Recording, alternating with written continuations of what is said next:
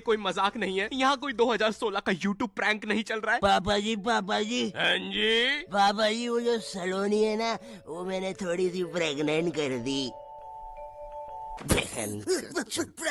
पापा जी प्रैंक है। मैंने अपनी लाइफ में कभी सोचा भी नहीं था कि मैं कोलकाता आऊंगा। भाई मुझे कोलकाता के बारे में बस रविन्द्रनाथ टैगोर जी के बारे में पता था। कितने महान आर्टिस्ट थे यार वो। उनके जमाने में भी लोग ऐसे तुच्छ से कमेंट करते थे क्या? रविंद्रनाथ टैगोर जी, आपकी रीसेंट कविता में तो मजा ही नहीं आया। मेरे को लगता पहले ही आप बढ़िया कर रहे थे, अब तो पता नहीं क्या है। सही सही बोलूं तो वी वांट ओल्ड RNTG में। बाकी आई एम अनसब्सक्राइबिंग फॉर नाउ। यही चीज होती है जब मैं भी कुछ नया ट्राई करने जाता हूँ। कुछ लोग आ जाते हैं, we want old not your type back, old not your type दो ना।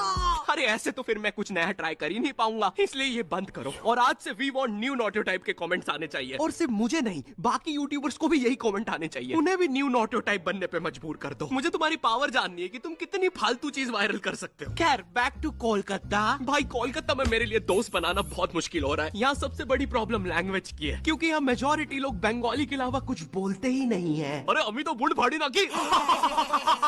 क्या बात हो रही है? और अगर तुमने इनके सामने हिंदी में बात कर ली, हाँ क्या बात हो रही है? तो ये तुम्हें ऐसी नजरों से देखेंगे जैसे तुमने क्या ही बोल दिया हो। ऐसे गूंजते हैं तुम्हारे हिंदी के वो नापाक शब्द। क्या बात हो रही है? अरे ऐसे तो मैंने बोला भी नहीं था। और पहले ये लोग नॉर्मल सर्कल में बात कर रहे थे। जैसे मैंने मुंह खोला तो फुटबॉल टीम जैसा डिस्कशन होने लग गया। अरे इतना बाहर का कौन फील करवाता है यार। ये लोग मेरे सामने झुक के मेरी कैसे मार रहे हैं। और एक तो कोलकाता में लैंग्वेज के कारण मेरे इतने पैसे उड़ रहे हैं। भाई मुझे कोई भी आके स्कैम कर लेता है। मुझे 20 रुपए की चीज 200 में बेची जा रही है। फॉरेनर जैसा स्कैम हो रहा हूँ मैं यहाँ पर। बंगाली सीखना छोड़ो, यहाँ फॉरेनर जैसा स्कैम होते होते मेरी हिंदी भी खत्म होते जा रही है। मैं दुकानों पे अब सामान ऐसे मांगता हूँ। नमस्ते भैया, ये कितने का बेच है? थोड़ा ठीक ठीक स्कैम करिएगा। हमेशा आपके यहाँ से ही स्कैम होते हैं। वैसे भैया, आपने उस फॉरेनर को क्यों स्कैम नहीं किए? अरे क्योंकि वो फॉरेनर नहीं, बिहारी है, वो हमें स्कैम करते हैं। और एक तो मैं जब से कोलकाता आया हूँ, मुझे पता नहीं क्यों मेरे मध्य प्रदेश के दोस्त कॉल करके अजीब अजीब सी चीजें बताते रहते हैं। ओ भाई, तेरे को पता है अपने सन्नी की बहन विकास? Get buried in burgers at just 9 rupees on towing WTF scenes. अपने अरमान बड़े थे, लेकिन शुरुआत छोटी। जरूरी था तो बस शुरू करना। उनके पलटा दिया रातों रात।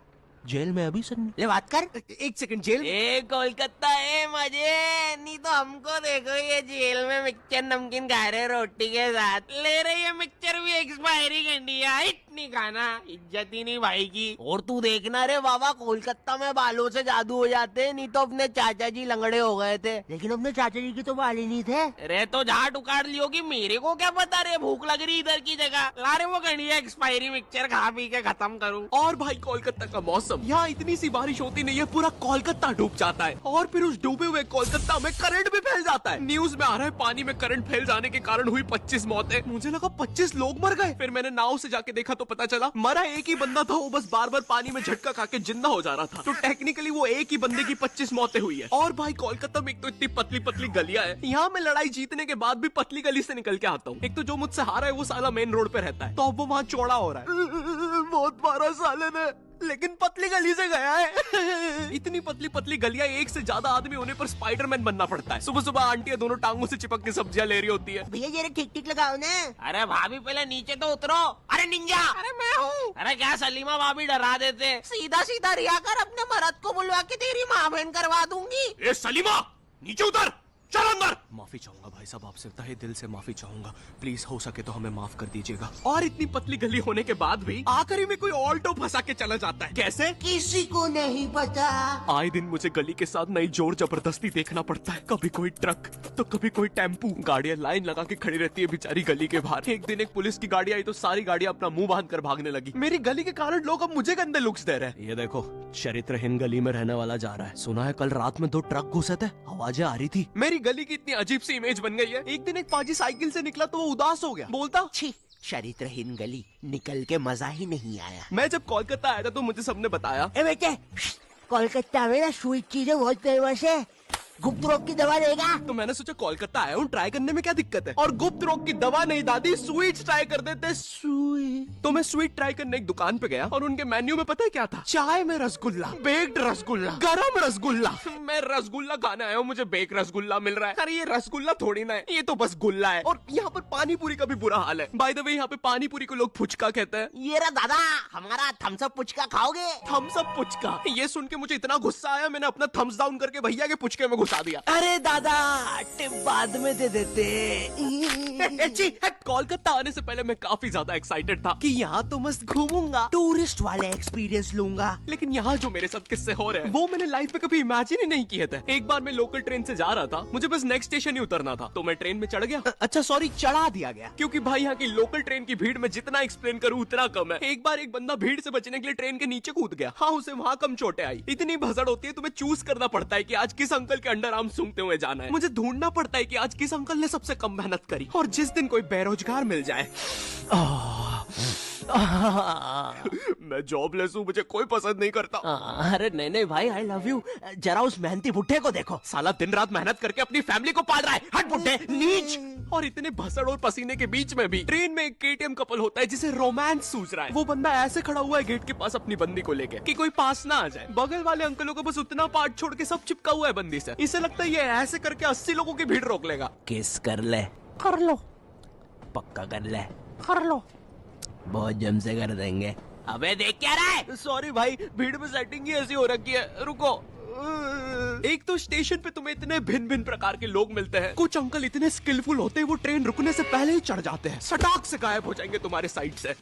वो ट्रेन तो रुकने भी नहीं वाली थी, उसमें कैसे चढ़ गया ये? 8:05 पे आने वाली ट्रेन में 8:03 पे अंदर बैठे मिलते हैं। इनका और इतना ज्यादा, स्टेशन वाले ट्रेन अनाउंसमेंट रोक के इनका थीम सॉन्ग चला देते हैं। भीड़ है, डंग डंग डंग डंग डंग डंग डंग डंग डंग डंग। कभी ट्रेनों के बीच से निकल जाएंगे, कभी चलती ट्रेन से उतर के ट्रेन को ही हरा देंगे। आधे लोग तो ट्रेन में चढ़ते भी इसे देखने के लिए कि ये साला इतनी जल्दी जा किधर रहा है, कहीं उधर अच्छे दिन तो नहीं आ गए। पर फिर वो उन्हें भी चकमा देकर दूसरी ट्रेन में कूद जाता है। बेचारे दो क्यूरियस बंदे उसके पीछे जाने के चक्कर में ट्रेन में आ जाते हैं, और जो लोग उसके पीछे पहुंच भी जाते हैं उन्हें वो स्टेशन और जगह नहीं पता चलती, क्योंकि अभी भी अनाउंसमेंट में अंकल का थीम सॉन्ग चल रहा है, डंग डंग डंग डंग डंग। लेकिन मैं कुछ भी बोलूं, कोलकाता जितनी कलरफुल सिटी, जितना कल्चर यहाँ पर है उतना इंडिया में कहीं पर भी नहीं है। और यहाँ का सबसे बड़ा फेस्टिवल दुर्गा पूजा, भाई ये जितना ब्यूटीफुल होता है उतना केओटिक भी। इसकी स्टार्टिंग में लोग तुम्हारे घर पे चंदा मांगने आते हैं। ये रहा दादा, 10,000 टोको।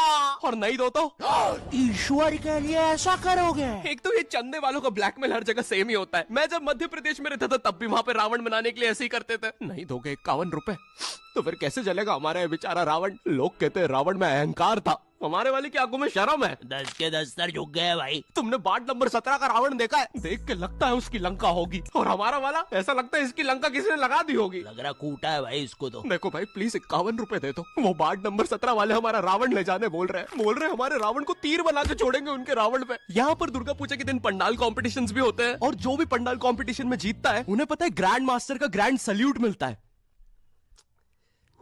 झूम झूम कर धूम मचा संग झूमे सारा इंडिया। एक्चुअली नहीं, ये सच नहीं है, मुझे नहीं पता उन्हें क्या मिलता है। लेकिन भाई यहाँ पर इतनी अलग अलग थीम के पंडाल्स बनते हैं। Futuristic theme, Jurassic theme, Doraemon theme. कुछ लोगों का पंडाल टाइम से नहीं बना तो टूटी हुई पंडाल थीम। अरे बाप रे। और भाई इतनी लंबी लंबी लाइनें लगती हैं इन पंडाल्स को देखने के लिए। मेरे घर के बगल में है पंडाल, मैं 5 किलोमीटर दूर टैक्सी लेके जा रहा हूँ, पीछे लाइन में लगना है। कब से खड़ा हूँ यार, लगता है अब तो माता जी के दर्शन स्वर्ग में ही होंगे। और गुस्सा तो मुझे उन लोगों पे आती है जो लाइन में आगे अपने भाई बंधुओं को लगा रहे होते हैं। अरे रमेश आजा आजा, भैया थोड़ा पीछे होना, पीछे होना। अरे मेरे कॉलेज फ्रेंड्स, भैया थोड़ा पीछे होना, पीछे होना। अरे मेरा पूरा खानदान, भैया थोड़ा पीछे होना, पीछे होना। अरे इसके पीछे के सारे लोग, भैया थोड़ा पीछे होना, पीछे होना। यो आई नो, वीडियो आने में जमाना लग गया, ये शिफ्टिंग वगैरह के कारण मुझे जरा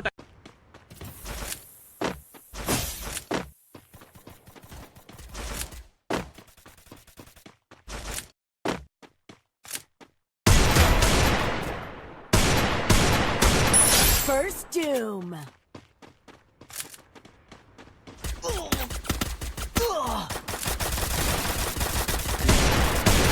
Enemy very close.